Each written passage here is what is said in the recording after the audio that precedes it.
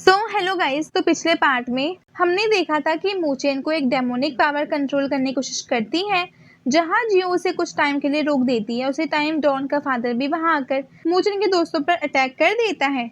और अब इस पार्ट की शुरुआत में हम देखते हैं कि डॉन का फादर तो वहां पर रुकने का नाम ही नहीं ले रहा था। वो अकेला होता है और उसने वहां पर आसानी के साथ तीनों को संभालने जा रहा होता है। सारे लोगों के अटैक को तो बस एक ही हाथ से डोज किए जा रहा था। उसके बाद वो डेंजरस अटैक करते हुए उन्हें वहां से उड़ा उड़ा कर फेंके जा रहा होता है। कोई भी यहाँ पर कितनी भी कोशिश क्यों ना यहाँ पे कर ले, वो वहां पर डॉन के फादर का एक बाल तक बाका नहीं कर पा रहा था। सभी के पास उनका जो जो वेपन होता है वो उस वेपन का इस्तेमाल करते हुए डॉन के फादर के ऊपर अटैक कर रहे होते हैं। लेकिन तब भी वहां पर डॉन का फादर अपने भाले का यूज करते हुए सभी के अटैक को खत्म किए जा रहा था। जिसके बाद वो वहां पर श्रेयान के ऊपर एक बहुत ज्यादा डेंजरस अटैक करते हुए अब उसे वहां से बहुत दूर फेंक देता है। श्रेयान और बाकी सारे लोग अब भी वहां पर अपनी हिम्मत नहीं हारते। तब भी वहां पर डॉन के फादर के साथ फाइट किए जा रहे होते हैं, लेकिन इसका कोई फायदा नहीं हो रहा था। वो दोबारा उन्हें उठा उठाकर फेंके जा रहा था। ये सारी चीजें देखकर तो लिंगा को काफी ज्यादा बुरा लग रहा था कि कहीं यहाँ पर उसकी बहन की जान न चली जाए। लेकिन तब भी वो मूचेन की जिम्मेदारी अपने कंधों पर संभाले होती है। उसे मूचेन को भी यहाँ पर प्रोटेक्ट करना था, इसीलिए वो मूचेन को लेकर वहां से भागी जा रही होती है ताकि मूचेन की जान बचा सके। जैसे ही डॉन का फादर उसके पीछे जा रहा होता है, श्रेयान और बाकी लोग जिनकी हालत बहुत ज्यादा यहाँ पे खराब हो चुकी थी, वो तब भी वहां पर आकर डॉन का रास्ता रोक लेते हैं ताकि उसे यहाँ पे रोक सके।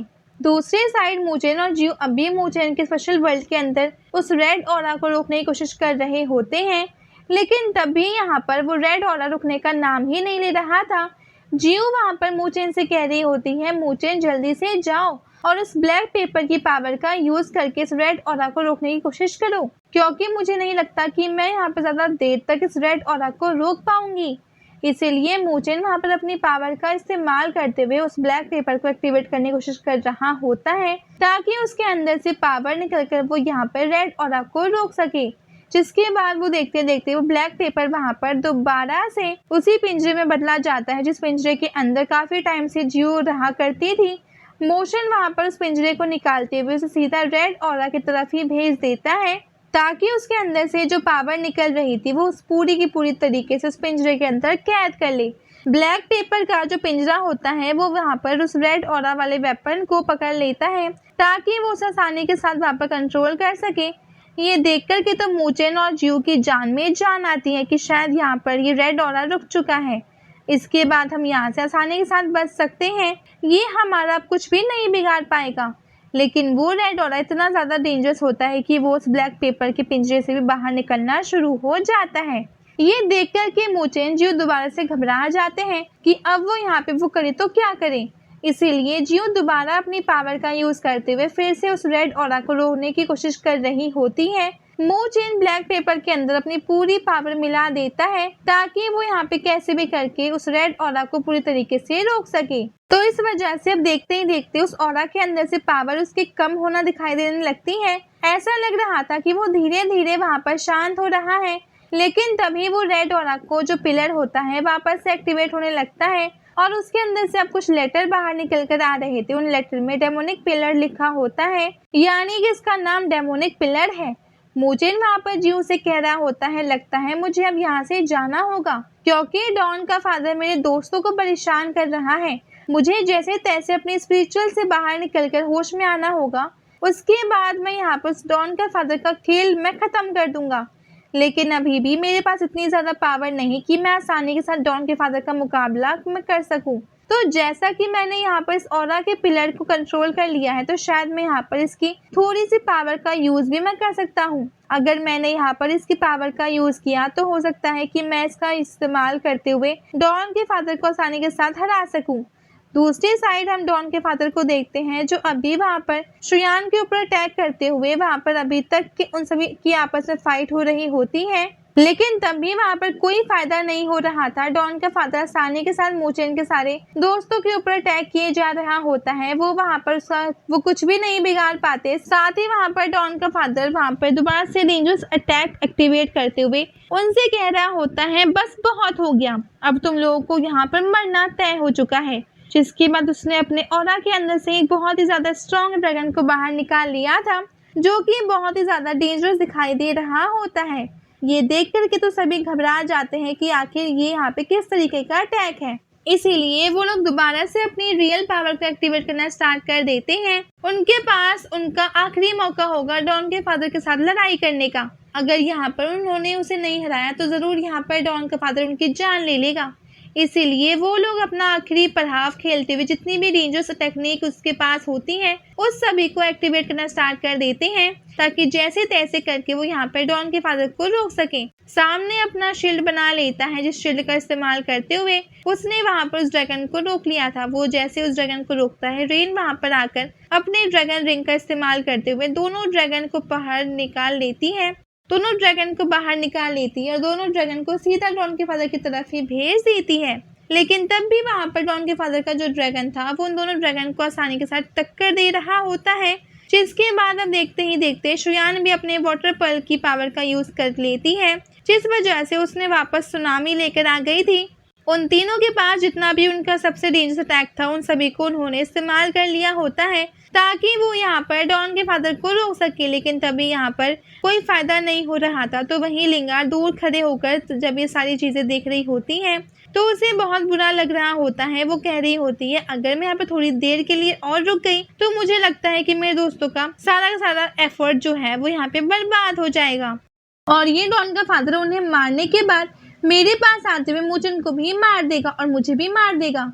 इसीलिए शायद अब लग रहा है कि मैं यहाँ पर अपनी बहन को आखिरी बार देख रही हूँ। मुझे यहाँ से जल्द निकलना होगा। जिसके बाद डॉन का फादर जो होता है वो शुयान के सारे अटैक को ख़त्म करते हुए अपने भाले को सीधा शुयान के गर्दन के ऊपर रख देता है, जहाँ शुयान तो वहाँ पे कुछ नहीं कर पा रही थी।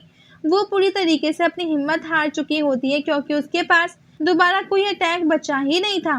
डॉन का फादर यहाँ पर कह रहा होता है कि देखो, यहाँ पर तुम्हारे पास आखिरी मौका है, मोचेन के पास से वो ट्रेजर हमें निकाल कर वापस दे दो और मोचेन को भी हमारे हवाले यहाँ पे कर दो। उसके बाद मैं यहाँ पर तुम्हें जिंदा छोड़ दूंगा, वरना तो तुम्हारी यहाँ पर जान चली जाएगी। वो वहाँ पर लिंगर से भी कह रहा होता है, देखो अगर अपनी बहन को आखिरी बार जिंदा देखना चाहती हो तो मोचेन को वहीं पे छोड़ दो, मैं उसे वहाँ से उठा लूंगा, वरना अगर तुमने यहाँ पे मेरी बात नहीं मानी तो मैं यहाँ पर तुम्हारी बहन को मार दूंगा। उसके बाद तुम कभी भी दोबारा अपनी बहन को नहीं देख पाओगी। तो बताओ मुझे कि आखिर तुम्हारा यहाँ पर क्या फैसला होने वाला है। जिस पर लिंगर कह रही होती है, मेरी बहन ने यहाँ पर अपनी पूरी जान लगा दी मोचन को बचाने के लिए, और मैं इतनी आसानी से मोचन को छोड़ दूंगी, ऐसा कभी हो ही नहीं सकता। मैं अभी के लिए मोचन को यहाँ से लेकर जा रही हूँ, लेकिन देख लेना वो दिन जरूर आएगा जब मैं तुम्हारे पास अगर अपनी बहन का बदला तुमसे लेके रहूंगी। उस दिन तुम्हारी ऐसी हालत में यहाँ पे मैं करूंगी कि तुम दुनिया के सारे लोग अपने आप पे अफसोस करेंगे कि आखिर उन्होंने इस तरीके के इंसान को देख लिया था। इतने घिनौने तरीके से मैं तुम्हारी जान लूंगी, तुम बस उस दिन का वेट करना, मैं जल्दी तुम्हारे पास वापस आऊंगी। और इतना कहने के बाद वो रोते हुए वहां से आगे बढ़ रही होती है। लेकिन जैसे वो 2 कदम आगे बढ़ाती है, मोचन वहां पर लिंगार को रोक लेता है और उसके बाद वो वहां पर होश में आना शुरू हो जाता है। जिसके बाद वो आगे बढ़ते हुए सीधा डॉन के फादर के सामने आकर खड़ा हो चुका था। लिंगर उससे कह रही होती है, मोचन तुम क्या कर रहे हो, तुम्हें पता है ना कि डॉन का फादर कितना ज्यादा स्ट्रांग है, तुम यहाँ पे अभी तुम कुछ बिगाड़ ही नहीं सकते, इसीलिए हमें अभी यहाँ से निकल जाना चाहिए। हम अपने सेक्ट के एल्डर को यहाँ पे बुला लेंगे, वही यहाँ पे इस डॉन के फादर को संभाल सकते हैं। लेकिन मोचन उससे कह रहा होता है, बस बहुत हो गया, मुझे इससे यहाँ पे मारने का एक रास्ता मिल चुका है। सबसे पहले तुम यहाँ पर अपनी बहन और अपने सारे दोस्तों को लो और यहाँ से निकल जाओ। मैं यहाँ पर अकेला ही इस डॉन के फादर को मारने के लिए तैयार हूँ। जिसके बाद उसने वहाँ पे रेड ऑरा की पावर को एक्टिवेट करना स्टार्ट कर दिया था। वो जैसे उस पावर को एक्टिवेट करता है, उसकी पूरी की पूरी बॉडी के अंदर से भयंकर तरीके से रेड ऑरा बाहर निकल कर आने लग गया था, क्योंकि उसने रेड ऑरा के पिलर को अपने स्पिरिचुअल वर्ल्ड के अंदर कंट्रोल करके रखा था। इसीलिए वो यहाँ पर कंट्रोल के साथ उसकी पावर का यूज कर सकता है।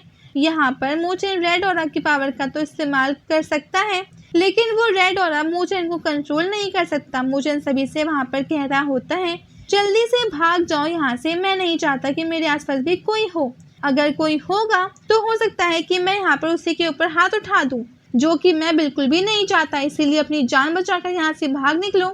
लिंगर वहाँ पर मोचन से कह रही थी, मोचन तुम्हें क्या हुआ, देखो रेड ऑरा दोबारा से तुम्हारी बॉडी के ऊपर कंट्रोल करते जा रहा है। लेकिन मूचेन उससे कहता है रेड ऑरा मुझे नहीं कंट्रोल कर रहा, बल्कि मैं यहाँ पे रेड ऑरा को मैं कंट्रोल कर रहा हूँ। तुम्हें इसके बारे में टेंशन लेने की जरूरत नहीं है। जिसके उसके बाद वो आगे बढ़ते हुए डॉन के फादर के पास आ जाता है और उससे कहता है तुम्हें जो चीज चाहिए थी वो सारी की सारी चीज मेरे पास है। अगर तुम्हारे अंदर हिम्मत है तो आओ मेरे पास और मुझसे इस चीज को छीन लो। मैं भी तो देखूं कि तुम्हारे अंदर कितनी पावर है।